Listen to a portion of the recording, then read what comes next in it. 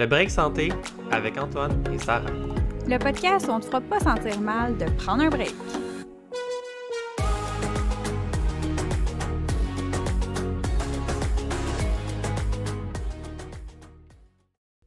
Salut tout le monde! Bon Allô matin. Antoine? Allô Jeanne? Antoine, aujourd'hui, on est encore une fois bien accompagnés. Certainement. Est-ce que tu aimerais te présenter à notre auditoire? Oui, Notre auditoire. Bien. C'est bien sérieux tout ça. bien sûr. Donc, je m'appelle Jeanne Lapointe, je suis nutritionniste depuis 2015 déjà. Avant d'étudier en nutrition, j'ai étudié en kinésiologie, donc j'ai une majeure, un diplôme Je t'avais pas dit. de majeure Ouais, tu en m'avais dit. kinésiologie. Voilà, oui, c'est ça, c'est comme notre petit point commun, là, nutrition et kin. C'est quoi une majeure? Oui, c'est ça.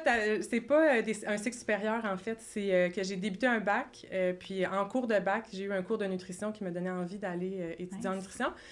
Donc, c'est l'équivalent de 2 années, mais ça comprend des cours spécifiques, là. Donc, j'ai terminé mes cours pour obtenir mon diplôme de majeur. Donc, 2 années de bac, ça correspond pas nécessairement à une majeure. Ouais. Fait que Voilà. tous les cours de base. Mais oui, c'est notre point commun. Ça, je disais à Sarah, j'ai dit c'est drôle parce qu'elle a fait kin puis terminé en nutrition. Moi, c'est comme plus l'inverse. Ouais. J'ai fait mon bac en kin puis le deuxième cycle en Un deuxième nutrition. cycle en nutrition, Ben oui. ouais. Exact, c'est ça. Moi, la nutrition, souvent, je sais pas toi, Sarah, mais souvent, c'est comme si les nutritionnistes savaient au secondaire qu'est-ce qu'ils voulaient faire de leur vie. Ah, Moi, merci. je savais pas que ça existait, on dirait. Voilà, merci d'en j'ai- parler. Ouais. J'ai eu un cours de nutrition en kinésiologie, puis j'ai fait comme, oh, OK, ça existe. Donc, Mais je trouve ça le fun que tu nommes, puis j'avais dit à Antoine à un moment donné, hey, j'en ai jamais parlé, parce qu'effectivement, toutes celles qu'on reçoit sont comme, ah, moi, je le savais depuis le secondaire. Oui, Moi, je suis c'est comme, moi, comme j'ai commencé à l'université, c'était quoi, en 2009, je pense? La nutrition, c'était pas tellement présent. On n'avait pas c'est vraiment ça. de modèle, on savait pas c'était quoi, il n'y avait pas de réseaux sociaux autant que ça. Fait que moi, tout ce que la conseillère en orientation m'avait dit, c'était genre, ben moi, la nutritionniste, elle a dit à ma mère de pas manger les noyaux des fruits parce qu'elle a un problème d'intestin. Puis j'étais comme, ça a l'air le fun. Fait que c'est ça. J'étais allée là, pareil, comme en deuxième choix. Puis finalement, j'ai découvert le cours. Puis j'étais genre, what? OK, c'est malade. Là, je veux rester ici. Là. Fait que c'est exact. cool. Fait que j'ai J'aime fait ça ce que tu me nommes. changement-là tard aussi. Puis, j'ai aussi, là, après mon bac, dans le fond, fait un DESS en gestion, profil management, là, HEC. Donc, j'ai un parcours un petit peu hétéroclite, peut-être, là, pas tout à fait, c'est ça. Puis, dans le fond, là, mon parcours plus professionnel, j'ai travaillé à Sainte-Justine, là, donc j'ai toujours gravité autour de la pédiatrie principalement, périnatalité. J'ai fait de la clinique à Sainte-Justine, j'ai fait de la gestion à Sainte-Justine. Puis là, plus récemment, je me suis joint à Référence Nutrition. Donc, avec Sarah, je suis maintenant copropriétaire aussi là, de Référence Nutrition. Puis, accessoirement à tout ça, je suis maman de 3 enfants. Accessoirement. J'aime le choix du mot. C'est un peu plus de ça qui prend toute la place en ce moment, là, parce que mon petit bébé a juste 4 mois. Donc, je suis un peu en congé de maternité en ce moment, là. Mais voilà, c'est un peu ça, là, mon petit parcours. Ben, c'est le fun. Ben, justement, ça fait le pont vers le sujet d'aujourd'hui. On voulait parler plus autour de ce qui était périnatalité, nutrition et grossesse. Puis, il y a aussi le petit volet activité physique que je trouvais le fun parce que tu es une crossfiteuse. Puis c'est un gros sujet, puis c'est un gros sujet qui m'intéresse full aussi, le sport pendant la grossesse. Fait qu'on voulait aborder aussi là, cette facette-là. Oui, vraiment. Avant toute chose, tu sais, commencer très général, est-ce que tu veux y aller peut-être plus avec... tu peux faire le pont avec ton expérience personnelle, puis on pourra intégrer du volet nutrition aussi, mais on avait jasé ensemble pas mal de tout ce qui était, tu sais, les fameux commentaires par rapport au changement corporel pendant la grossesse. Je vois déjà comme, si on ouvre la porte, mettons, à ça, là. Oui. Bien, c'est comme si, tu sais, je sais pas, peut-être... les commentaires sur le poids en général sont trop présents dans la société en général. Peut-être que ça s'améliore tranquillement, peut-être pas, je sais pas trop, mais c'est comme si quand une femme est enceinte, ben tout à coup, son corps devient public. C'est aussi simple que ça. Fait que tout le monde qui se serait gardé une petite réserve pour commenter l'apparence d'une femme, mais là, comme elle est enceinte, la réserve tombe, puis les commentaires sont vraiment, vraiment présents. Là, je pense que c'est quotidiennement là, que tu peux avoir un commentaire sur ton poids. Ma deuxième grossesse était vraiment en plein milieu de la pandémie. Là, j'avais la paix. C'était vraiment génial. Mais sinon, c'est ça. Puis moi, je suis de celles qui ont quand même eu des grosses BDN. J'ai quand même pris pas mal de poids. J'ai des immenses bébés. Fait que les commentaires, là, tu sais, du genre, t'en as-tu juste un? Y en a-tu 3 là-dedans? Tu sais, ou les gens qui pensent être un peu plus subtils, demander, tu sais, t'es à combien de semaines? Puis là, tu dis 20. Puis là, tu vois que dans leur face, ils sont comme, j'aurais dit 38, là, tu sais. Fait que c'est pas mieux, tu sais, c'est la même chose que de me demander, tu sais, ou que de me dire, oh mon Dieu, t'as donc bien pris du poids, tu sais, carrément, là, tu sais, hey, t'as donc bien grossi, ben, c'est... Ah, merci! C'est ça. Puis là, de grossesse en grossesse, moi, j'ai comme un peu appris à répondre à ça, là, tu sais, ben, c'est l'ordre naturel des choses, tu sais, ou ben, je suis enceinte, c'est normal, tu sais, puis là, les gens sont comme, oh, OK, c'est pas ça que je voulais dire, ben, t'as dit pareil, tu sais. Fait que c'est ça, c'est très, très, c'est présent, là, tu sais, puis dans le sens contraire aussi, là, qu'une femme qui n'a pas pris beaucoup de poids, ben, elle va se faire dire aussi dans une petite bédaine. Puis, tu sais, ça, c'est pas mieux, là. Ça peut causer aussi du tort à la femme qui vit déjà un gros stress, qui le sait très bien qu'elle a une petite bédaine, tu sais, puis que son bébé, ben, il est-tu correct? Ou, tu sais, fait que c'est ça, dans les deux sens. Là. Moi, j'ai vécu le côté t'as donc bien pris du poids, mais dans l'autre sens, c'est pas mieux non plus. Là. Parce que tu fais suivre quand même de proche au niveau comme de la charte de croissance, je pense, avec les médecins, genre, faut que tu prennes, mettons, le temps dans le premier trimestre, etc. Fait que j'imagine que les femmes enceintes sont déjà très au fait de ça. C'est ça, on est au courant. Il y a des cibles de prise de poids, là, par premier trimestre, deuxième trimestre, troisième trimestre. Il y a des cibles de prise de poids globales là, pendant la grossesse. Il y a différentes mesures, la hauteur utérine qui est mesurée là, à chaque rendez-vous. Fait que moi, j'ai eu la chance d'avoir un suivi médical pour 2 premières grossesses, puis un suivi en maison de naissance avec une sage-femme pour ma dernière grossesse. C'est très, très, très différent. Comment c'est abordé, la pesée. Je me suis pas pesée du tout pendant ma dernière grossesse. Ça veut pas dire que c'est jamais important de se peser, là. On pourra en reparler, évidemment.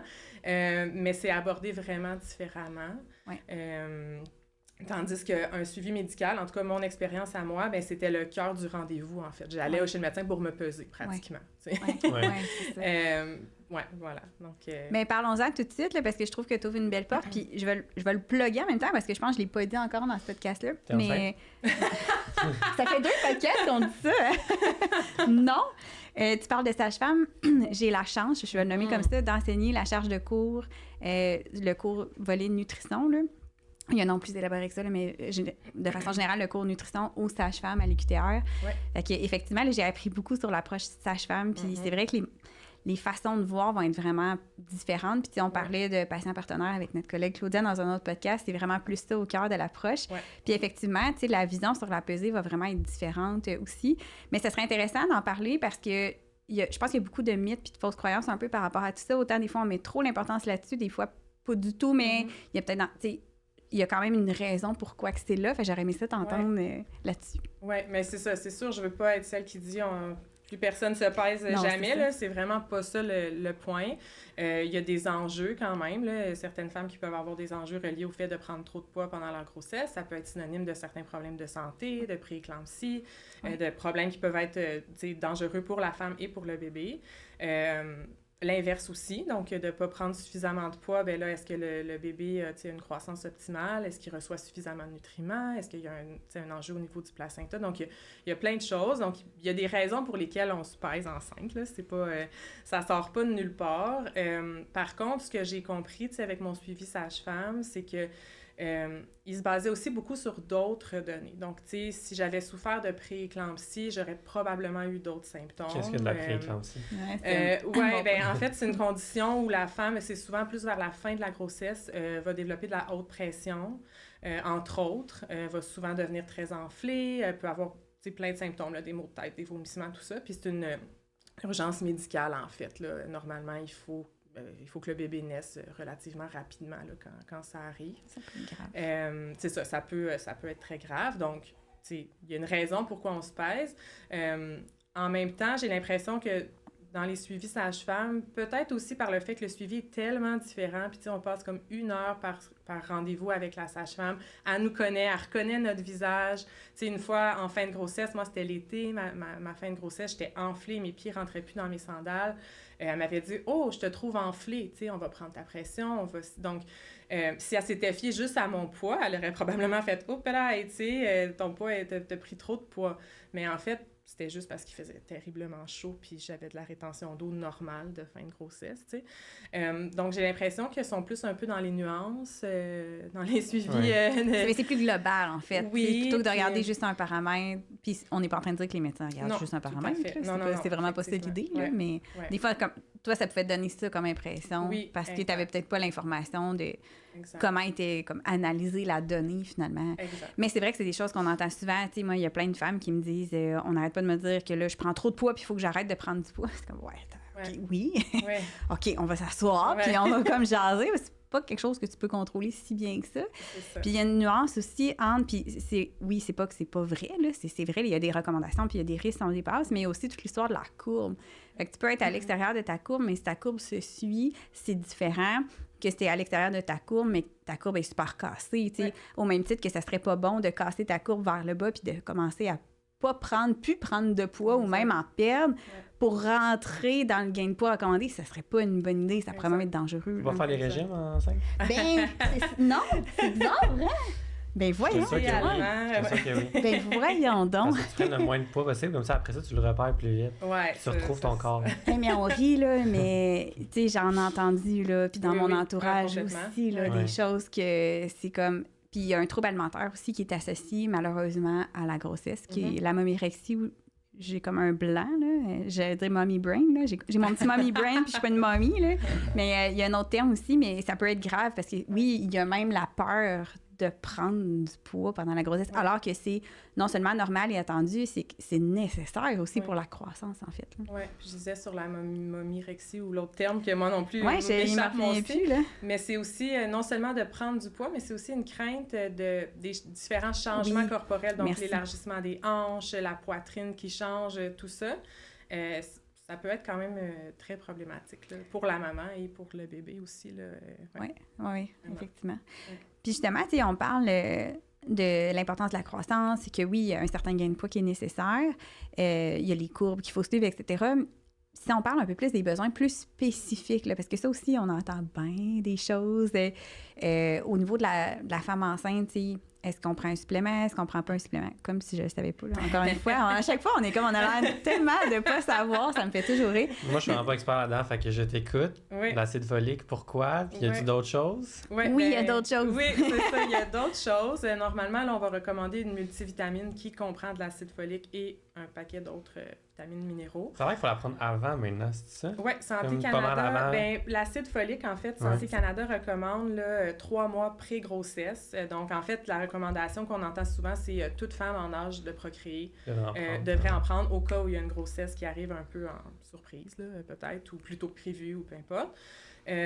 Puis l'acide folique, dans le fond, en gros, là, c'est principalement pour le développement du cerveau du bébé, pour éviter des risques d'anomalies au niveau du tube neural, comme le spina bifida, là, qu'on entend le plus souvent, qui est une condition très grave, là, évidemment. Donc, l'acide folique, c'est pour ça. Puis ce qui arrive, c'est que c'est à peu près impossible de combler nos besoins en acide folique via l'alimentation. En tout cas, c'est très, ça se très retrouve difficile. Où? Légumes verts, légumineuses, fruits rouges-orangés, sous forme de folate, là, en fait, mais les quantités à manger, il faudra en manger des épinards. Là, okay. Mais si tu les blendes et tu les mets dans une sauce, ça devrait être pas pire. C'est une façon de... un petit inside ici. Oui, donc c'est ça. Donc, la recommandation, puis même je pense que c'est la Société des gynécologues obstétriciens au Canada recommande de poursuivre le supplément d'acide folique en postpartum, 4 à 6 mois ou même pendant toute la durée de l'allaitement. Fait que ça, c'est vraiment comme le supplément auquel on pense peut-être le plus parce qu'il est associé directement à comme une malformation ou quelque chose de très grave. Puis particulièrement au début de la grossesse, en plus, c'est de là l'important, c'est important tout au long de la grossesse, mais c'est ça, des fois, la problématique, c'est que tu sais pas que tu es enceinte avant une couple de semaines, mais c'est que ces organes-là se développent, le système nerveux, en fait, puis le cerveau se développe vraiment dans les débuts, tu sais, fait que c'est ça qui peut, si tu l'apprends à, je sais pas moi, 10 semaines, puis t'en as pas mangé suffisamment, il y a quand même un risque qui est là. C'est ça qui est inquiétant, là. Ouais. On veut pas faire paniquer personne, là, mais c'est pas tout le monde qui le sait le 3 mois avant non plus, puis évidemment, il y a des grossesses surprises, puis bon, c'est comme ça, mais c'est pas tout le monde qui est au courant. Oui, Ouais. Puis c'est ça, quand il y a une grossesse surprise, ça veut pas dire nécessairement, non, là, c'est ça, on veut pas faire paniquer tout le monde, non, mais c'est ça. dans un monde idéal, si on prévoit concevoir, vaut mieux prévenir, en fait. Ouais. Puis, y a-tu d'autres choses dans les vitamines prénatales? Oui. Donc, il y a le fer, là, auquel je pense en premier. Tu sais, pas mal, c'est ça, dans les premiers, là, dans les plus importants, entre guillemets.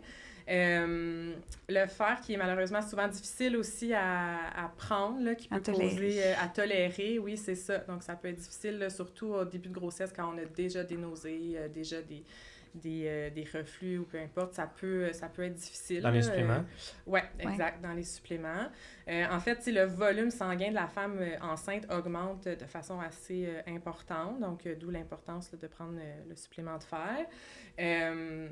C'est sûr qu'il y a des moyens d'augmenter la quantité de fer qu'on mange là, via l'alimentation, mais encore une fois, c'est quand même difficile. Beaucoup d'épinards, encore une fois. Oui, beaucoup de Mais là, les épinards, c'est pas full biodisponible à faire des épinards. Fait que ça, même avec de la vitamine C à côté, là, faut que t'en manges. Tu mets dans ta sauce, Sarah. Caché. Gare, OK, là, gare.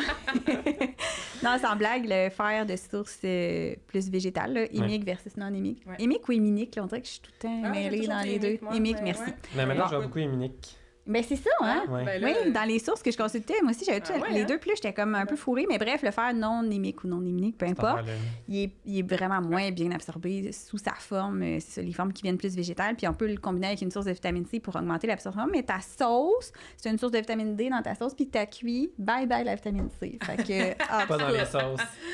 C'est mieux dans un smoothie. Ah, OK. Dans un smoothie style genre green. Ouais, c'est ça, j'allais dire. Non, nomme pas ça. On blague tout le monde en passant. Oui, mais je pense que ça vaut la peine de le nommer, que les besoins à faire sont vraiment augmentés beaucoup. Tu sais, déjà, c'est dur pour une femme pas enceinte de combler ses besoins, une femme qui a des menstruations. Là. Et après la ménopause, c'est différent parce qu'on perd beaucoup de fer via le sang. 18 mg, c'est ça nos besoins par jour? J'ai un petit blanc. Enceinte. Pas enceinte. Enceinte, c'est 27. Oui, 27. Puis sinon, c'est 18. J'ai un petit... une bonne question. Moi, j'avais pas prévu. Oui, je sais, j'avais pas prévu le nommer, puis on dirait que je suis comme, oh, je suis plus sûre, mais je pense. Mais c'est ça, c'est que 27, c'est quand même impressionnant, parce que même si on est une bonne mangeuse de viande, qui est une source quand même intéressante de fer, c'est vraiment long avant d'aller le chercher. Puis en fait, c'est pratiquement impossible. Là. La viande rouge? Principalement, mais il y en a quand même dans la viande blanche, mais c'est que les quantités sont quand même impressionnantes. Puis le foie, c'est peut-être pas une bonne idée, tu sais, enceinte. C'est pas recommandé, là, comme c'est ça. Souvent, les gens vont penser au foie comme source de fer, mais c'est pas recommandé enceinte. C'est qui, lui, qui recommandait de manger des foie cru? Il mange des organes, puis tout, les bifs. Des abats? Ouais. C'est dégueulasse. Enceinte, non, on peut pas faire ça. Non, pas de boudin vraiment non plus. pas. Charcuterie, abats et compagnie. Mais... oui, c'est ça. Puis ce qui arrive aussi, c'est que même si on est une bonne mangeuse de viande en général, souvent enceinte, ça change un petit peu. Là. C'est pas la même chose pour toutes les femmes, évidemment, mais souvent, la viande, c'est quelque chose qu'on entend, qu'on développe une aversion, ou avec les nausées, surtout au premier trimestre. Donc, on peut pas tant s'appuyer sur notre consommation de viande pour ça. Puis ce qui arrive, c'est que l'anémie enceinte, en postpartum, mais ça peut avoir des impacts quand même importants, de la dépression postpartum. Ça augmente les risques de dépression postpartum, ça augmente, si je me trompe pas, là, des risques de naissance prématurée, de bébés à plus faible poids à la naissance.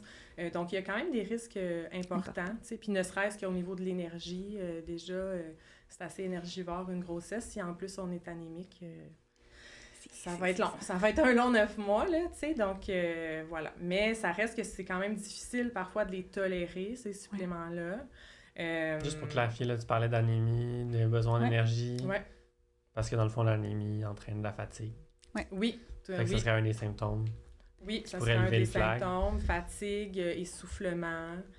Principalement. Normalement, dans un suivi de grossesse, là, on a des bilans sanguins régulièrement là, qui permettent de déceler si on est sur le bord ou c'est ça. T'sais, déjà, en début de grossesse, on voit c'est quoi notre statut là, en fer. Là, ça donne une idée. Des fois, il y a des femmes qui commencent leur grossesse sont déjà anémiques. Là, ou en carence en fer. C'est comme l'étape avant, mais c'est ça, là, c'est dur à... C'est vraiment tough à augmenter. Puis là, les besoins augmentent en plus. Puis, ben c'est ça, dans le fond, c'est anémie, c'est l'hémoglobine qui est plus basse. Puis là, la cible n'est pas la même enceinte que pas enceinte. Là, je ne me rappelle plus la différence dans les prises de sang. Mais c'est que ça transporte l'oxygène. Là, fait que c'est un peu ça l'idée. C'est que, oui, fatigue, mais tu sais, souvent, c'est parce que je l'entends des fois, encore une fois, tu sais, dans mon entourage, je l'ai déjà entendu. C'est comme, ah oui, ça cause la fatigue, mais bah, OK, mais ça fait juste causer la fatigue ou je vais être plus essoufflée. Bon, c'est pas si pire que ça. Mais non, tu sais, c'est ça. Tu as nommé quand même que chez la mère, mais chez le bébé aussi, ça peut entraîner quand même des conséquences importantes. Puis il faut dire aussi que le bébé, c'est tout dans ses 6 premiers mois de vie qu'il accumule. Tu sais, il accumule du fer, ses réserves de fer pour les 6 premiers mois, parce que l'allaitement, puis tu me corrigeras si je me trompe, parce que ça fait... C'est ça, faut que je me remette l'année dans mon cours qui recommence bientôt, mais c'est juste 10 semaines par année. Mais l'allaitement ne fournit pas une si grosse quantité de fer que ça. Fait que si en plus, on va toujours nourrir... Tu sais, le corps va toujours donner au bébé en premier au détriment des réserves de la mère, mais reste que ça pourrait, si lui en a pas assez, ça peut être vraiment grave. Là. On le voit aussi beaucoup en sport, là, des fois. Les femmes qui s'entraînent beaucoup, puis surtout si on a des menstruations abondantes. Là. Mais là, imagine Jeanne, enceinte et sportive. Ouais, c'est ça. Tu prends pas son supplément. Oui, c'est ça. Puis je voulais juste ajouter, là, dans le fond, ce que tu disais pour les 6 premiers mois de vie du bébé. C'est super intéressant parce que c'est dans le dernier trimestre de la grossesse où le bébé fabrique, si on veut, ses réserves en fer. Donc, le dernier trimestre, c'est souvent là où l'anémie, en plus, est la plus importante chez la femme enceinte. De ne pas être en anémie. Oui, c'est ça. Oui. Donc, puis le bébé, c'est ça, c'est pour les 6 premiers mois de vie où il ne mange pas encore de source de fer. Donc, il n'a pas commencé à manger des céréales, il n'a pas commencé à manger de la viande. Il vit sur ses réserves, là, si on veut, de fer. C'est pour ça qu'à 6 mois, c'est important que les bébés commencent à manger des sources de fer dans leur alimentation. C'est comme la première chose. Donc, c'est comme le statut en fer de la mère va impacter la santé de son bébé, tu sais, à plus long terme quand même. Oui, exactement, tu sais. Donc, c'est super important. Puis, je vais juste rajouter aussi que, tu sais, si vous nous écoutez, vous êtes comme, ah oui, moi, je la tolère pas, là, la multivitamine. Mais il y a d'autres alternatives, tu sais, ça, c'est peut-être moins connu, là. Ça va être sous prescription à ce moment-là, mais il y a d'autres formes de fer qui peuvent être mieux tolérées, en fait, là. Puis d'autres stratégies qu'on peut utiliser. Fait au niveau des types de suppléments, fait que, on s'arrête pas à... si jamais vous nous écoutez puis vous êtes comme moi je la tolère pas puis ça marche pas, ben on peut comme demander à votre professionnel de la santé d'aller voir, explorer d'autres formes en fait. Oui, il y a des petits trucs, là, la prendre en mangeant, la prendre le soir au lieu du matin parce que les nausées sont plus souvent moins importantes le soir que le matin, pas toujours. Fait que il y a des petits trucs comme ça, même si ça marche pas, ben votre médecin, votre sage-femme peut prescrire autre chose. Il y a possibilité de... Il y a des perfusions aussi. Ils font-tu aux femmes enceintes ou c'est juste... Je pense que dans les cas plus extrêmes, là, oui, j'ai déjà vu ça, mais c'est ça, dans des cas transfusion, plus sévères. Perfusion de fer en supplément? OK, je pensais des transfusions. Okay. Transfusion sanguine? Oui. OK, c'est ça que tu voulais dire. C'est une bonne question. Ça, c'est une bonne question. Mais je sais qu'il y a du fer intraveineux là, qui peut être administré. OK, parfait. Excusez, mon cerveau, il avait fait... OK. Ça, là. Ouais. Transfusion sanguine, là, ça, je m'avance pas. Je suis pas certaine. Mais voilà. Puis, j'ai déjà entendu aussi des gens qui se posaient la question, ouais, mais tu sais, moi, je fais juste prendre mon acide folique, je la continue, puis je me prends un supplément de fer tout seul, tu sais, mais je mange bien, puis je mange équilibré, fait que je vais être correcte, tu sais. Fait qu'il y a comme d'autres vitamines et minéraux, dans le fond, qu'on a besoin d'aller chercher dans la multivitamine. On avait une discussion justement sur la fameuse vitamine D là, dans la multi, là. Mais c'est le genre de choses qu'on va avoir, on ne pourra pas aller chercher en quantité suffisante. Exact. Puis c'est comme si la multivitamine nous donne une base, tu sais, parce que peut-être que là, tu manges super équilibré, mais peut-être que le mois prochain, là, tu vas avoir des nausées puis tu vas vomir 8 fois par jour. Tu ne seras pas capable de manger équilibré malgré toutes tes bonnes intentions. Fait que la multivitamine, quand elle est tolérée, bien, ça donne une espèce de base qu'on sait qu'on couvre là, la majorité de nos besoins.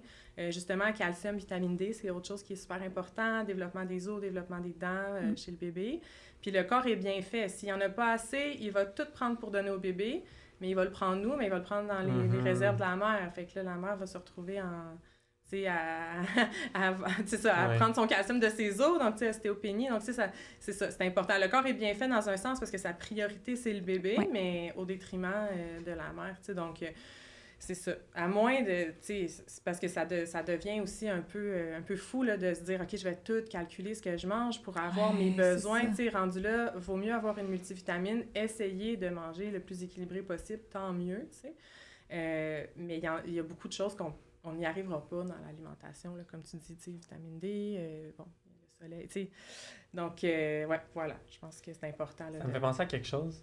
Merci. Je vois la bouteille d'alcool sur le tableau derrière.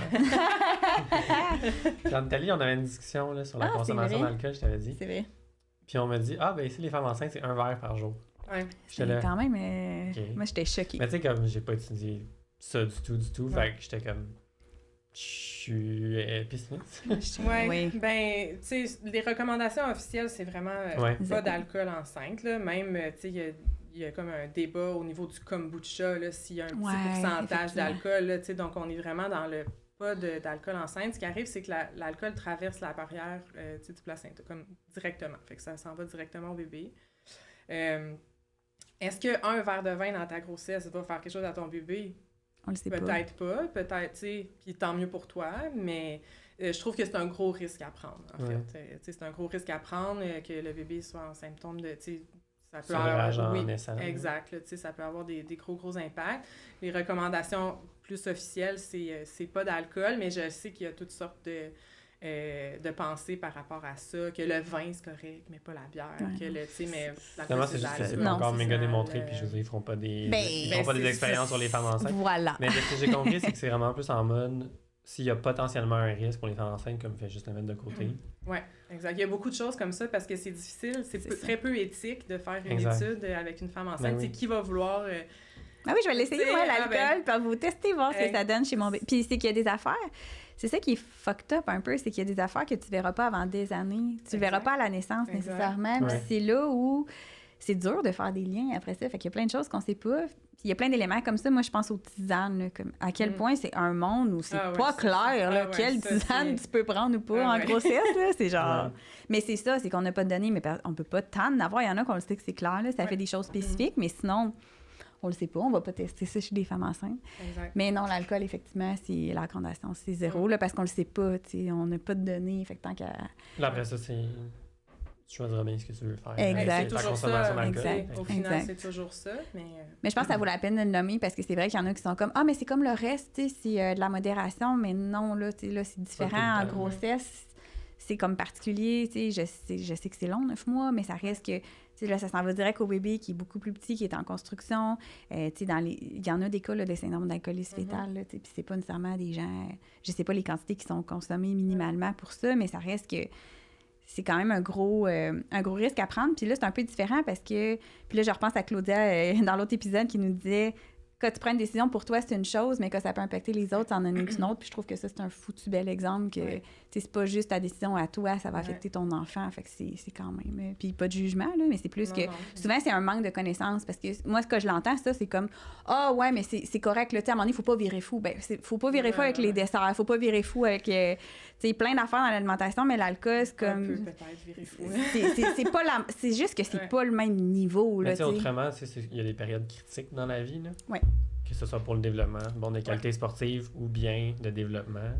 Dans ces périodes critiques-là, tu veux pas manquer le bateau, généralement. Fait qu'il faut pas virer fou, mais il y a comme une attention à mettre comme présentement. Tout à fait. Puis souvent, l'argument que j'entends pour ça, pour l'alcool, c'est que, mettons, la femme était enceinte sans le savoir au début, tu le sais pas dans les premières semaines, puis là, ben c'était Noël, elle a bu plein d'alcool, puis son bébé est correct. Ben tant mieux pour toi. C'est scientifique. C'est ça, mais tant mieux, c'est vraiment génial que ton bébé soit correct. Ben oui, on est très contents. Mais c'est peu, c'est peu valable comme début de grossesse versus deuxième trimestre versus troisième, on le sait pas non plus. Il y a une question comme d'accumulation, il y a une question de... on le sait pas, dans le fond. Y a-t-il un moment où ça serait comme plus dommageable? Mais on sait que ça s'accumule. Tu dis que ça traverse, mais moi, ce qu'on m'avait expliqué aussi, c'est que ça s'accumule pendant toute la grossesse. Fait que tu dis, mais c'est pas grave, j'en ai pris juste un verre par mois, mais c'est un verre par mois pendant 9 mois. T'as 9 mois dans la bédaine. Un petit bébé de 7 livres. Exactement. Fait que c'est tout ça qui est important. Ouais, moi, je pense que t'es petit après un verre, là. Je sais pas. Ça dépend aussi, je sais pas. Le bébé, il est... Ça va bien, je dors bien. Yes.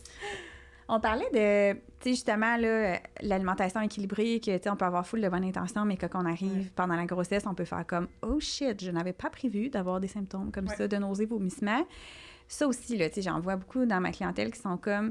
Puis t'auras toujours des extrêmes. T'as toujours du monde qui vont dire « Ouais, mais il y en a qui s'en foutent puis qui mangent comme vraiment, comme... Ils se disent « C'est le temps de manger n'importe quoi puis c'est pas grave. » Faux. Mais en même temps, il ne faut pas tomber dans l'extrême non plus de se dire il faut que je mange parfaitement. Puis là, ça devient comme les femmes sont tellement stressées. Ça va arriver dans certains cas aussi. Fait que, comment on fait pour trouver le juste milieu? Puis c'est quoi qui est réellement important? Oh, c'est une grosse question. C'est une très grosse question. Puis ma réponse à ça aurait changé avant d'avoir des enfants, puis maintenant que j'en ai. Intéressant. Parce que quand je suis tombée enceinte en 2018, pour la première fois, ben mon réflexe instantanément, c'est comme, OK, on va vraiment bien manger du poisson 2 fois par semaine. J'aurais pas pu faire cuire du poisson, j'aurais vomi instantanément. Donc, c'est bien beau, les bonnes intentions. Puis, ça a vraiment changé mon discours de, oui, il y a la théorie, puis oui, c'est sûr que j'encourage toutes les femmes enceintes à manger de manière le plus équilibrée possible, évidemment.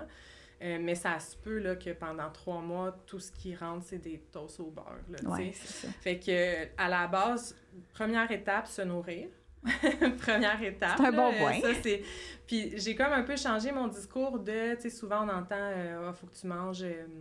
les gens disent faut que tu manges pour 2 ou faut que tu manges 2 fois mieux ou peu importe. Oui, merci, ça c'était un mythe que je voulais...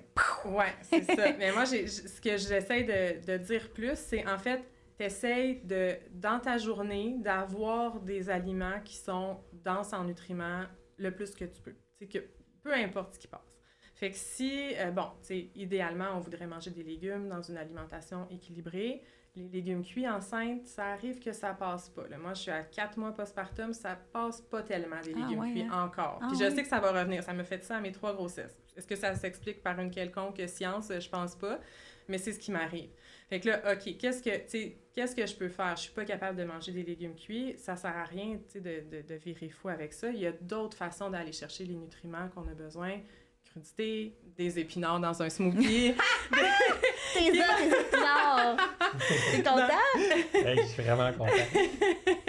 Mais c'est ça, mais tu sais, c'est plus d'essayer dans ta journée, dans la période peut-être où les nausées sont plus faibles, tu sais, d'intégrer des aliments qui sont comme denses en nutriments le plus possible. Des greens. Ouais, Arrête de me parler des greens. Mais c'est pas évident. Puis c'est que, tu sais, la femme, c'est déjà tellement une période comme de changement, de remise en question. C'est déjà une période super stressante. Tu as un humain en création dans ton corps. C'est quand même une grosse charge, tu sais. Puis là, en plus, il faudrait que tu dises « Ah, j'ai-tu mangé assez de poisson cette semaine? J'ai-tu mangé Puis il faut que tu travailles, il faut que tu commences à faire ton ménage, il faut que tu bouges aussi parce que c'est important, il faut que tu gères ton stress, il faut que tu dormes. » C'est ça. Faut pas que tu boives trop de café. Même si tu as 2 autres enfants qui dorment pas de la nuit, pas trop de café. Tu sais, c'est ça. À un moment donné, il faut comme... faut respirer un petit peu. Évidemment, là, je suis pas en train de dire que j'encourage les femmes enceintes à boire 6 cafés par jour, mais c'est ça. Tout le monde fait ce qu'il peut, tu sais. Je pense que c'est du gros bon sens. Puis d'un autre côté, celles qui disent « Ah, enceinte, tu sais, je mange tout ce que je veux. » Tu sais, c'est leur choix, là. Chacun fait. C'est correct aussi. C'est juste que, tu sais, la grossesse, c'est quand même comme un gros marathon, là. Tu sais, ça prend de l'énergie. Ton accouchement, ton postpartum, où tu ne dormiras pas, les hormones, tu sais. Fait que t'as intérêt quand même à essayer de garder un niveau d'énergie, intéressant, là. Fait que c'est sûr que c'est ça. Puis c'est pas dans un optique de... Si tu prends trop de poids après ça, tu ne pourras pas le perdre. C'est vraiment pas ça. Ouais, c'est ça. Mais c'est plus que si tu te déconditionnes, là, entre guillemets, pendant ta... Parce que même pour l'activité physique, c'est ça, là. Il y a des femmes qui sont comme... Moi, je fais plus rien. Je m'assois sur mon divan, je mange de la poutine. C'est correct. Fais ce que tu veux, mais... ça peut peut-être être tough après. Oui, c'est ça. Mais c'est un bon point. Ouais. C'est aussi que je pense que c'est surtout une méconnaissance de l'importance de ce qu'on va manger, puis sans virer fou, encore une fois, mais ça reste que ces nutriments-là sont importants pour l'enfant. Fait que des fois, comme la multivitamine peut venir comme... c'est pas volontaire, là, c'est comme... Je cherche le mot, j'ai vicieux, mais c'est pas ça. Pas en tout. Insidieux. C'est comme, un peu comme les greens, hein? Ben je suis correcte parce que, tu sais, j'ai tout mon minimum, fait que c'est pas grave si. Puis ça peut être comme un peu challengeant parce que la réalité, c'est que c'est comme la base qu'on donne pour la construction. Ça prend comme idéalement le plus d'outils nécessaires, le plus de matériaux nécessaires. Fait que c'est pas tout à fait vrai que ça n'a pas d'impact, tu sais. Mais il faut pas non plus tomber dans l'autre extrême puis juste virer fou avec ça puis que ça devienne comme une trop grosse charge. Puis j'imagine que ça va être vraiment tough là, de trouver le juste milieu. Puis c'est que, tu sais, est-ce que le stress que ça va engendrer est plus ou moins nocif que le fait d'avoir mangé une poutine, mettons, tu sais. Fait qu'il faut comme peser ça dans la balance. Mais ce que tu dis, ça me fait penser au... principe là, des 1000 premiers jours de vie. Ouais, ça, c'était intéressant. C'est super intéressant. Tu m'as parlé de ça, puis j'étais comme... C'est super intéressant. C'est que dans le fond, les 1000 premiers jours de vie de l'enfant, donc in utero, donc toute la grossesse et les 2 premières années de sa vie, c'est comme une période vraiment charnière où le développement, les connexions neuronales, là, ça se fait à une vitesse comme super accélérée. Il n'y aura jamais cette vitesse de développement-là plus tard dans la vie. Fait que c'est le temps d'offrir là, le meilleur, si on veut, à notre enfant. Mais c'est sûr que là, dit de même, c'est, oh mon Dieu, c'est stressant. Là. Moi, j'ai donné un gâteau à 1 an, il y avait du sucre, c'est grave. C'est ça. Fait qu'il y a mais on revient à l'équilibre. C'est pas parce que tu manges une poutine, là, ça, c'est pas grave. C'est plus si tu manges à tous les jours de la poutine. Exact. Là, versus tout le reste aussi. Je pense que c'est là qu'il faut... Quand tu manges ça, tu manges pas d'autres aliments nutritifs. C'est plus dans ce sens-là. C'est pas... tu manges ça, puis c'est fini. Là, parce que j'en ai vu aussi des mamans me dire... je capote, là, parce que là, c'est l'anniversaire d'1 an de mon enfant, puis là, j'ai fait une recette sans sucre avec des dates, là, parce que, genre, j'ai trop peur d'y donner du sucre, puis c'est comme, on est où la limite, là? C'est sans fou, sucre, là. avec des dates. Sans sucre ajouté. Excuse-moi. Merci de me répondre. Ça reste quand elle est pas contente, elle lève le doigt. Ah oui, c'est vrai. Antoine, il a levé le doigt. Ah ouais? Oui. Bien joué. Merci. J'étais d'accord. Tu parles des grossesse plus 2 premières années de la vie de l'enfant. Ouais. Qu'est-ce que tu penses des écrans dans les 2 premières années de la vie de l'enfant? C'est un gros sujet. T'en as-tu le temps pour ça? Je pourrais partir longtemps là-dessus. Je suis pas professionnelle dans ce domaine-là, mais bon, j'ai 3 enfants. Ma plus vieille a 5 ans, donc on a eu à dealer avec ça. C'est sûr que mon opinion personnelle, c'est que c'est le moins et le mieux. Mais en même temps, mon opinion, c'est aussi que c'est pas toujours évident pour les parents. C'est beaucoup de pression. D'ailleurs, les recommandations ont été modifiées il n'y a pas si longtemps. Les recommandations comme officielles là, de temps d'écran. Puis, tu sais, ça s'est comme adouci un petit peu, je pense, pour enlever une petite pression aux parents. Donc, un temps d'écran partagé avec son enfant. Donc, regarder un film, commenter ensemble, ça n'a pas le même impact que de plugger un enfant devant Pat' Patrouille pendant que tu fais le souper. Ouais. En même temps, plugger un enfant devant Pat' Patrouille pendant que tu fais le souper, peut-être que ça peut aussi être bénéfique si c'est pour être vraiment chaotique le moment du souper. Mais ça peut être un trade-off aussi, si tu as de la misère à cuisiner quelque chose qui a de l'allure pour ton enfant, si ton enfant il est débile. Peut-être que comme ça va t'aider, tu sais. Non, mais les enfants sont vraiment turbulents. Là. Ben, voyons, Antoine, à qui tu dis ça? Moi, je suis j'ai vraiment pas 2 beaux fils en ce moment qui ont du gaz. Vraiment, je vois pas de quoi tu parles. Parce que, mais j'aime le sujet des écrans parce que c'est bon pour le développement. Ouais. Mais tu sais, ça dépend de qu'est-ce que tu fais avec l'écran, ça dépend combien de temps, ça dépend pour quelles raisons, tu sais. Ouais. Des fois, ça peut être un bien pour un mal aussi, puis fait que je pense que... c'est comme dans tout. C'est équilibre, tu sais, puis là, moi, j'ai 3 expériences. Là, mon bébé de 4 mois, pas regarder la télé encore, là, on s'entend.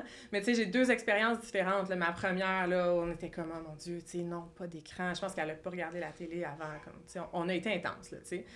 Ma deuxième, ben là, tu sais, c'est plus difficile, là. C'est ça, parce que là, la plus vieille commence à la regarder, fait que là, l'autre, c'est dur, ça, exact. Là. Fait que ma deuxième a regardé de la télé un peu plus jeune que ma première, tu sais. Mais il y a toujours une culpabilité associée à ça. C'est plugger mon enfant devant un écran, je me sens jamais bien là, quand je fais ça. T'sais. Fait que bon, je le fais pas souvent, mais c'est... Non, mais c'est la réalité 2024. Là. Puis, tu parles de télé, mais là, il y en a qui ont des tablettes, il y a les jeux sur le téléphone, plus il y a la télé à l'école. Ça apprend un peu comment les utiliser en plus. Oui. Ma grande, moi, elle vient de commencer l'école. Il y a de la télé. Maman, on a regardé ci, on a regardé ça. Des fois, on a regardé la télé à l'école, voyons. Mais il semble qu'on pourrait garder ce temps d'écran-là pour les parents qui le gèrent comme ils veulent, tu sais. Fait que c'est un gros débat, là. Il y a des professionnels, beaucoup sur les réseaux sociaux là, que je suis, qui parlent de ça beaucoup. Il y a des ateliers, tout ça. Puis, tu sais, c'est vraiment toujours le discours, c'est le moins, c'est le mieux. Puis, mais après ça, ben, c'est ça. Il faut aller dans le gros bon sens à la réalité. C'est ça. 2 parents qui travaillent, à un moment donné, tu sais, c'est ça. Parenthèse, j'ai appris l'anglais en écoutant des séries télé à l'école. Effectivement. Mais peut-être plus vieux que... mais aussi, parce que là, on parle de maternelle, première année. Non, c'est complètement différent. C'est un gros sujet aussi, mais ce qu'on écoutait à l'époque, t'es plus jeune que moi un peu, mais quand même, c'était des émissions... Il est jeune. Quand même, je suis sûre que c'était des émissions plus lentes que ce que mes enfants vont pouvoir écouter aujourd'hui. C'est pas YouTube avec les maisons, les cachettes secrètes dans les maisons, que c'est... Oui, puis c'est comme le rythme des images, là. Ouais, mettons, passe-partout versus pas de patrouille, où c'est comme l'enfant est super passif. Tu sais, c'est très, très différent. Puis là, tu sais, je suis pas une experte de ça, mais j'avais lu là-dessus que les émissions jeunesse qu'on écoutait, nous, dans notre temps, avaient un rythme beaucoup plus lent c'était intéressant. que les émissions maintenant. Puis il y en avait moins aussi. Là. Il y avait quand même un temps limité dans la journée que ça passait là, puis c'était tout. Là, on n'avait pas un... Oui, exact. C'était moins accessible. Une série. Tu sais, là, on l'a sur le bout des doigts en tout temps. Là, c'était comme, de telle heure, il n'y en a pas. Aussi, là, maintenant. Oui. Ils ont une section juste pour eux. Oui, je sais. C'est vraiment quelque chose, oui. Si on changeait de sujet, mettons... On va faire l'activité physique, ça? Ça serait le fait que c'est une jase d'activité physique avant, pendant, après la grossesse, mettons? Oui, je peux faire ça. Mais dans le fond, moi, j'étais déjà une personne active avant d'être enceinte. Je faisais du crossfit ou entraînement fonctionnel. Parce que mon gym n'est pas affilié crossfit. Non, je sais mien non plus. J'arrête pas de dire ça. Je sais plus, peut-être. Je sais plus, là. Mais je sais je dis tout le temps ça, puis je sais pas si je peux dire ça. Merci de la précision. Je fais de la course aussi. C'est pas mal ça. Là, j'ai un background sportif. Là. J'ai au volleyball, plein de sports différents, mais plus récemment, c'est principalement ça. Puis, tu sais, malgré tout ce qu'on... Mais là, le discours change tranquillement, je pense. Là, mais tu sais, on entend beaucoup de, tu sais, femmes enceintes, faut pas lever des poids. Tu sais, quand je dis que j'ai continué à faire du crossfit enceinte, c'est 50-50. Il y en a qui sont comme « Ah, wow, c'est vraiment cool. » Puis il y en a qui sont comme « Oh mon Dieu, t'as mis ton bébé en danger. » Oui, c'est ça. Parce que, tu sais, les recommandations, je me rappelle plus, là, mais je pense que c'est comme tu devrais pas lever plus que 20 livres ou quelque chose comme ça. Tu sais, il y a comme des trucs qui reviennent ou tu sais, pas dépasser un tel battement cardiaque, tout ça. Mais je pense que tranquillement, c'est en train de changer un petit peu. Il y a des études. J'avais lu une étude justement là, par rapport au battement cardiaque que c'était pas tant vrai si tu étais capable de revenir à un rythme, de donner un effort intense, puis après ça, que tu arrivais à. En CrossFit, on s'entend-tu qu'il y en a des pics, là? Oui, c'est ça. Exact. Mais tu sais, c'est sûr que CrossFit, là, ça dépend dans l'imaginaire collectif, c'est peut-être comme, c'est peut-être bien intense, mais tu sais, il y a quand même moyen de s'entraîner. Pas dans un mood de performance non plus quand t'es enceinte. Mais ça dépend si t'en faisais avant ou pas. Je pense pas que c'est vous me corrigez si je me trompe, mais je pense pas que c'est une bonne idée de faire « Oh, je suis enceinte, j'ai jamais comme vraiment fait d'entraînement de ma vie, je vais aller m'inscrire à un cours de CrossFit. » D'après moi... Ça dépend, je pense, là, c'est toi le plus l'expert, mais moi, mon opinion, c'est que, tu sais, avant, on disait, si t'étais active avant, tu peux continuer à bouger, si t'étais pas active, bouge pas enceinte. Maintenant, ce que j'entends plus, c'est au contraire. C'est toujours un bon moment pour commencer, mais de manière intelligente. Il y a des centres de CrossFit qui sont peut-être pas équipés là, pour accueillir des femmes enceintes. Là, je fais pas de promotion, mais le gym où je m'entraîne, au contraire, ils nous encadrent vraiment. Cool, maintenant, il y a des cours maman-bébé pour aller en postpartum. Les exercices sont adaptés. Fait que une femme enceinte qui dirait « Hey, j'aimerais ça commencer à bouger, mais toute seule chez nous », je pense que ça pourrait même se faire, mais il faut trouver un endroit où c'est ça, c'est encore... Je pense que j'irais de la supervision. D'abord et avant tout, si tu t'entraînais pas avant, puis... oui, c'est ça. Tu allais juste dans du mouvement qui te fait du bien, plus que genre « Je veux courir un marathon », finalement. Exact, c'est ça. Puis quelqu'un qui est peut-être... qui a une expertise là-dedans aussi, j'imagine, là, parce que... Oui, ça serait le mieux parce que, tu sais, pour vrai, en kin, on n'est pas tant formé pour ça, à moins d'avoir fait des formations supplémentaires, tu sais. Mais là, après ça, ça reste de la surveillance de comment la personne progresse, surveillance de symptômes, doser l'intensité. Il y a quelques petits trucs à savoir, mais on s'entend, tu ne coucheras pas une femme enceinte sur le ventre. Là. Ben, dépendamment du trimestre aussi, il faut caler, mais il y a des choses, logiques. C'est ça. Puis si elle a de la misère avec sa vessie, tu ne la feras pas sauter, là, tout simplement. Si elle a les abdos justement qui commencent à s'ouvrir pas mal, ben tu vas faire attention, mais c'est comme du gros bon sens bien souvent, mais c'est juste de se former quand même plus que... qu'une lecture sur Google. Tout à fait. Puis c'est recommandé aussi peut-être d'avoir un suivi, là, c'est pas possible pour tout le monde, mais un suivi en physio-périnéale avant, pendant, après la grossesse. Ça, moi, ça a été comme une révélation là, que ça existait, des physio-périnéales. Mais ça fait pas si longtemps. Ça fait des années qu'on en parle. Oui, c'est ça. Mais moi, ça a changé le cours de mon entraînement, de mes grossesses, puis le fait que j'ai pu continuer à être active, justement, tu sais. Fait qu'il y a ça aussi qui peut être pertinent avant de décider de commencer, là, aller voir un peu comment ça se passe, là, tu sais, parce que... là-dedans. Oui, c'est ça, tu sais. Il y a plein d'avantages pour la santé de la femme, puis pour la santé du bébé, de ce que j'ai vu, qu'une femme est comme active avant de tomber enceinte, puis de rester active justement pendant la grossesse, pour la santé de l'enfant.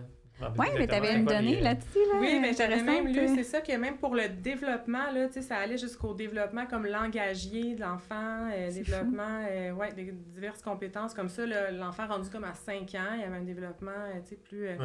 Fait que c'est quand même intéressant, là. Puis, tu sais, pendant la grossesse aussi, tu sais, on a parlé des commentaires sur le poids, mais tu sais, comme comment tu te sens, ton image corporelle, tu sais, ton humeur, ça améliore ton sommeil, tu sais, il y a quand même, il y a plein de symptômes aussi, là, tu sais, qui peuvent être améliorés avec l'activité physique. Mais avant, le discours sur l'activité physique et la grossesse, c'était vraiment beaucoup pour le poids de la mère, un incidence sur le poids du bébé, puis c'était comme que ça qui était mis de l'avant, finalement. Ouais. Mais là, en tout cas, ça commence à avoir comme d'autres avantages, puis comme tant mieux, là, parce que ça encourage plus que juste être en mode je veux rester fit pendant ma grossesse. Ouais, mais ça, c'est une gamique aussi, là. Je veux dire, le nombre de programmes qui sont vendus, c'est quoi, c'est les... Ben, je veux dire, c'est pas tout négatif, là, le genre de fit mom, mais il y en a vraiment qui vont se faire écrire en message privé sur les réseaux sociaux. « Ah, t'es enceinte, je pourrais t'aider à te faire perdre ton poids, nanana. » Puis l'activité physique va souvent être utilisée de cette façon-là. C'est terrible, là, terrible. Puis en même temps, effectivement, il y a longtemps eu une espèce de climat de peur où on savait pas trop c'était quoi les recommandations. Tu sais, est-ce qu'on bouge pas? Fait qu'on dirait qu'on était comme plus safe de pas bouger. Puis là, finalement, on se rend compte que, attends, tu l'as nommé tantôt, là, tu sais, même si t'es full active avant ta grossesse, puis que là, tu bouges pratiquement pas pendant 9 mois, c'est quand même... ça doit être dur à repartir aussi de ce côté-là. Oui, mais c'est ça, tu sais, moi, j'ai des expériences où j'ai continué à bouger enceinte, puis, tu sais, tout le monde me dit « Ah, ça va être facile, ton accouchement, ton postpartum, tu vas... » facile! Non, c'est un grand mot. C'est ça, moi, j'ai pris une débarque, là, parce que je me suis tellement fait dire « Ah, tu sais, ça va tellement être facile, ton postpartum. » Je suis comme « Ouf, attendez une minute, là. » Une chance que j'ai continué à bouger, tu sais, c'est ça que je me disais, parce que sinon, je serais partie de loin. En même temps, tu sais, je veux quand même le dire, j'ai eu la chance d'avoir des belles grossesses. J'ai eu la chance aussi de ne pas avoir de problème de fertilité, de faire des fausses couches, tout ça. Même si, tu sais, la course à pied, peu importe l'activité physique, c'est pas relié à des fausses couches. C'est pas vrai là, que ça peut engendrer une fausse couche, mais je peux vraiment comprendre une femme qui... Ben, en fait, je peux pas comprendre parce que je l'ai pas vécu. Je peux imaginer une femme qui a des réticences à continuer à courir. Tout à fait. Fait que, tu sais, il faut toujours... c'est ça. Je veux pas comme froisser personne. Tout à fait. Ben là, moi, j'avais peur. Ben, c'est correct. Oui. Puis si je dis que t'as la nausée à côté puis que t'as pas d'énergie, ça le fera peut-être pas non plus. Puis c'est correct. Là, ça revient à la discussion sur l'alimentation. Tu fais ton gros possible, là, toujours. Oui, tout à fait. Hey, moi, j'aurais une dernière question. Je sais pas si t'en as d'autres. Vas-y. J'ai entendu. ça commence toujours bien, ça. Je pense que c'était comme Kim Kardashian qui avait fait des suppléments avec son placenta, je sais pas quoi, pour le... Ah oui, ou manger ton placenta. Ben là, je suis pas une experte, là, mais...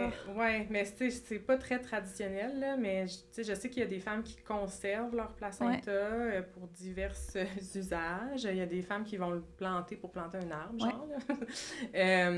Mais il y a aussi des femmes qui vont... Je pense pas que c'est une méthode, tu sais, très... je pense pas que c'est des pharmaciens qui font ça, là. Tu sais, c'est ça, c'est pas... Mais qui vont l'encapsuler. Ouais, c'est ça. Puis le consommer. C'était comme pour réduire le risque de dépression, mais comme j'étais... Il faudrait fouiller la littérature là-dessus, mais je pense pas qu'il y a grand-chose. Je me questionne. Ouais, ben, je suis pas la pro de ça, mais je sais que ça existe. Il y a des femmes qui font ça. Est-ce que, bon, je sais pas, là, je suppose... T'sais, ça doit quand même être... je sais, c'est un organe, là, donc le faire. Je sais pas, là, comment tu le conserves, puis y a-tu des risques? Moi, je serais intéressée à savoir au niveau... C'est quoi les risques-bénéfices? À quel point c'est nutritif? Puis, exact, mais parce que dans le fond, quand tu as un suivi sage-femme, je pense, c'était-tu pendant mon suivi ou pendant les... En tout cas, peu importe, on avait discuté de ça parce qu'ils te demandent, tu sais, à l'hôpital, ils te demandent pas si tu veux garder ton placenta. À la maison de naissance, ils te demandent si tu veux garder ton placenta dans un petit bol, tu sais. Puis c'est correct, là, il y a des femmes, tu sais, il y a toutes sortes de façons de voir ça. Puis sur le coup, j'étais comme, pourquoi garder mon placenta, tu sais. Puis là, c'est ça, elle m'avait dit, mais tu sais, elle m'avait aussi fait part des risques de d'intoxi-infection. Oui, c'est ça. Reliés à ça, là. OK. Fait que, intéressant. Ouais, je suis pas la pro, non, c'est ça, je suis pas la pro des capsules de placenta, là. Moi, je ferais une dernière parenthèse parce que c'est de quoi que j'entends souvent puis que je vois passer souvent, ben souvent. C'est des choses qu'on m'a déjà, en consultation ou sur les réseaux sociaux, qu'on m'a déjà fait peur aussi, là.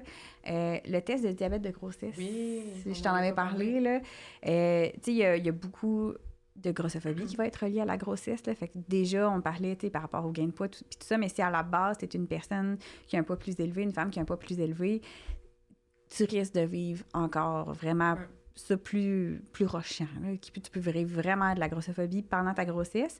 Sauf que là, on salue les réseaux sociaux. Des fois, on mélange un petit peu les affaires. Puis ce que j'entends des fois, c'est mon médecin me dit qu'il fallait que je repasse le test de diabète de grossesse. Puis là, c'est de la grossophobie parce que vu que je suis une personne grosse, automatiquement, il pense que j'ai le diabète. Puis j'aimerais ça qu'on clarifie ce point-là parce que ça peut quand même être grave les conséquences de ne pas dépister un diabète de grossesse. Là. Exact. En fait, les recommandations, c'est un dépistage un peu plus agressif du diabète de grossesse chez les personnes grosses avant la grossesse ou pendant. Puis, il y a des raisons à ça. Je comprends que ça peut être perçu là, comme de la grossophobie. Mais je pense que, je vais faire une parenthèse, je pense que c'est dans la façon que c'est amené. Oui, totalement. Je pense vraiment que c'est ça. Si le professionnel, peu importe qui il est ou elle est, arrive en disant, t'es une personne grosse, donc t'as peut-être le diabète, donc je vais te tester. Là, je pense qu'il y aurait un travail à faire dans la façon, mais reste que, je te laisse continuer, excuse-moi. Non, mais tout à fait, mais reste que les recommandations chez les femmes qui ont un IMC en haut de 30, si je me trompe pas, peu importe, c'est de dépister de manière plus agressive le diabète. Donc ça, je pense qu'il y a différents protocoles, là, je suis pas l'experte. Je sais qu'il y a des femmes qui vont passer directement le 75 grammes. Donc, normalement, là, le petit jus là, de test de diabète, c'est un 50 grammes de glucides. Puis là, si c'est limite, on passe à l'étape suivante, qui est le 60. Si le résultat est limite, là, on passe au prochain. Ça, c'est comme le standard. Mais il y a des médecins qui vont recommander de passer directement au 75 là, chez une personne grosse. Mais je pense qu'il y a différentes méthodes, ou de le passer un peu plus tôt, de le dépister plus tôt. Oui, c'est ça, effectivement. Ou de faire des lectures de glycémie aussi plus tôt, même si le test était beau, tu sais, tout ça. Puis c'est ça, puis c'est parce qu'en fait, il y a des risques associés à ne pas dépister un diabète de grossesse. Puis ça, c'est quelque chose aussi, tu sais, dans un suivi médical, il te laisse pas vraiment le choix, là. C'est telle date, tu vas passer ton test. Un suivi sage-femme, tu as le choix de ne pas le passer ou non. Mais il explique bien sûr les risques associés. Donc, tu sais, si tu as un diabète de grossesse qui est non détecté, bien, ce qui arrive, c'est que ta glycémie est plus haute, ton bébé reçoit plus de sucre, en fait, là. Puis, ça peut causer différents problèmes de santé pour ton bébé. Tu vas avoir un bébé qu'on appelle le macrosome, donc la macrosomie, un bébé plus gros à la naissance. Il y a un risque de dystocie des épaules durant l'accouchement. Donc, il y a quand même des risques importants. Césarienne, exact. Alors qu'un diabète de grossesse pourrait être contrôlé là, durant la grossesse rapidement si c'est pris en charge juste via l'alimentation parfois ou d'autres fois avec de l'insuline. Mais c'est ça. En fait, c'est que le risque est vraiment important.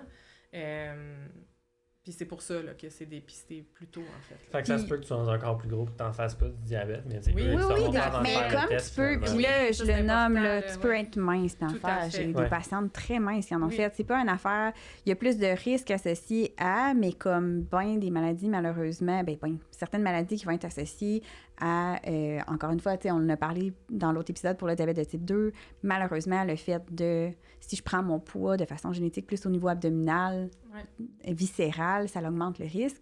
Mais c'est un petit peu ici le parallèle qu'on peut faire que oui, il y a peut-être plus de risques, mais en même temps, oui, pendant la grossesse, mais c'est chez le bébé, pour toute sa vie, ça peut influencer son risque de maladie chronique. S'il a été dans un environnement pendant la grossesse où le sang était trop sucré, c'est big, là. Tu peux donner comme plus de risque de maladie à ton enfant si tu le perçois pas. Puis je sais pas, dans les cas plus extrêmes, est-ce que même comme les risques de morti-naissance, peut-être, à ce niveau-là? Je pense que oui. Je veux pas trop m'avancer non plus, là. Je suis pas 100% certaine, mais à ma connaissance, oui, c'est possible.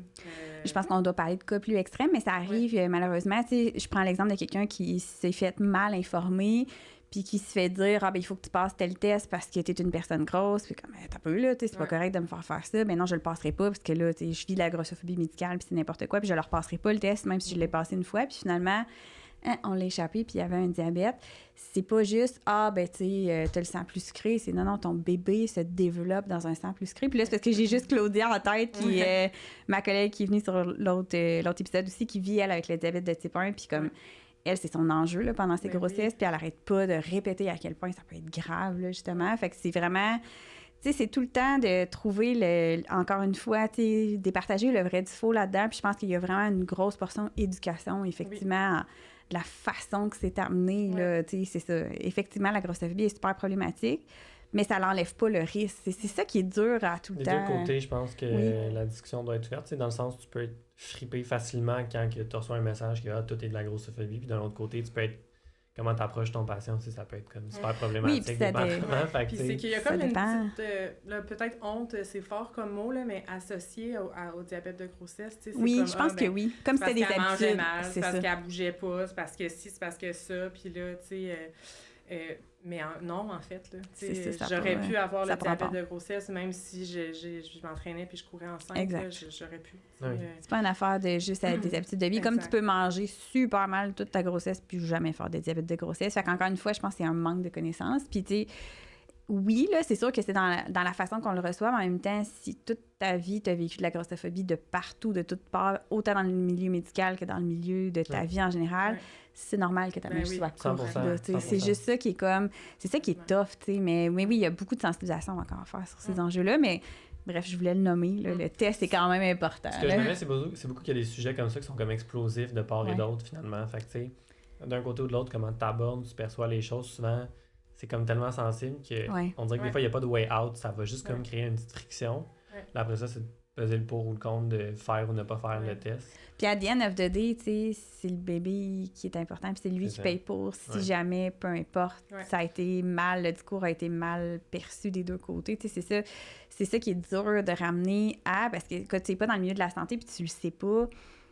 OK, j'ai peut-être mon sang sucré, so what, tu sais, mais so what, attends, là, soyons-nous, puis discutons, tu sais, c'est juste que malheureusement, personne ne te le dit, là, tu sais, dans le fond, là, c'est ça qui arrive dans les suivis, puis là, il doit y avoir des suivis médicaux avec des médecins, tu sais, des suivis de grossesse avec des médecins, où les médecins prennent le temps, puis tout ça, puis je suis pas en train de diaboliser les suivis avec les médecins, bien au contraire, mais des fois, mon expérience à moi, puis ce que j'ai entendu, c'est que ça va vite. Tu sais, tu as 5 minutes dans le bureau du médecin. C'est le système de la santé, malheureusement. Elle n'a pas le temps de t'expliquer pourquoi il faudrait que tu passes un test de diabète. Elle fait juste te dire « vas-y ». Versus en maison de naissance, où là, on va en parler pendant 1 heure du test de diabète, si j'ai besoin d'en parler, tu sais. Fait que... il y a ça aussi, là, la manière que c'est amené, clairement, ça peut... Oui, puis aussi, là, tu sais, ils sont pognés dans comment que le réseau est fait. Là, oui, c'est ça. C'est pas, encore une fois, c'est pas les intentions, c'est juste comme... Il faut que je vois tant de femmes enceintes aujourd'hui, comme à un moment donné. Si tu me poses pas la question puis que je sens pas que tu as des questions par rapport à ça, on va enchaîner, tu sais. Fait que c'est ça, c'est dur aussi d'après ça, côté, bon, ben, tu sais, moi, de prendre tout mon petit change puis je fais comme, attends, j'ai des questions, moi, je suis pas d'accord, là, comme, explique-moi, là, parce que là, j'ai pas une décision libre et éclairée, tu sais. Ça aussi, ça se travaille, mais c'est tough, là. Ils ont beaucoup de, ils ont beaucoup de monde à voir, fait que c'est très go, plus factuel, puis c'est tes émotions, ben, c'est plate, mais ils n'ont pas le temps de faire le psychologue non plus en ce moment, fait que, tu sais, c'est comme... C'est tough, là. C'est ça, c'est limité des fois les...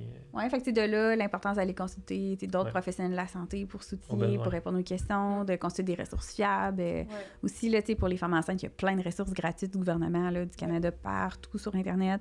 Vous pouvez demander à une nutritionniste aussi qui fait de la périnate au besoin. Là, on est là pour ça. Là, fait que ça vaut vraiment la peine. Plus à la poser la question à même si notre médecin il a l'air d'avoir hâte que tu sortes. Là, il va te répondre pareil. Oui, c'est ça. Tu as le droit de poser ta question, mais c'est pas toujours évident. Là, j'en conviens. Mais... Oui, tout à fait. Non, c'est un très bon rappel. Yes. Un petit mot de la fin, Jeanne? Un petit mot de la fin? Je n'étais pas préparée pour un petit mot de la fin. Elle n'était pas sur ma liste. Oui, c'est ça. Ça peut être très simple, là. Oui, bien, tu sais, je pense que ce qui englobe tout ce qu'on a dit, là, c'est vraiment comme une question de gros bon sens au final. Puis la grossesse, là, c'est une période tellement intense, tellement belle, mais tellement comme rochante en même temps, stressante déjà à la base. Fait que je pense, de revenir aux bases, là, puis comme... Je me nourris, je me suis pas fait un smoothie bowl avec je sais pas quoi, des baies de je sais pas quoi, mais... Des greens dedans. Oui, c'est ça. Fait que c'est ça, revenir à la base, essayer que cette partie-là, là, ce soit pas un stress supplémentaire. Il y en a. Faut pas en racheter une déjà couche. En masse, ouais. Ça serait ça. J'aime ça. On devrait avoir un petit truc, hein. Vous avez manqué mon jeu de mots. Non, excuse-moi, j'ai pas compris. Faut pas en rajouter une couche de stress. Une couche, bébé. Oh my God. Oh non, là, je l'avais pas pogné. Wow, OK, j'étais pas là. Je m'excuse. Non, ça me prendrait un café, là. Lui, il était full endormi quand on a commencé les enregistrements matin, puis là, c'est moi qui est en train de... Je trouve qu'on se complète bien, en fait. C'est ça. Parfait. Hey, merci. Merci beaucoup. Merci, Jeanne. Merci. Super intéressant.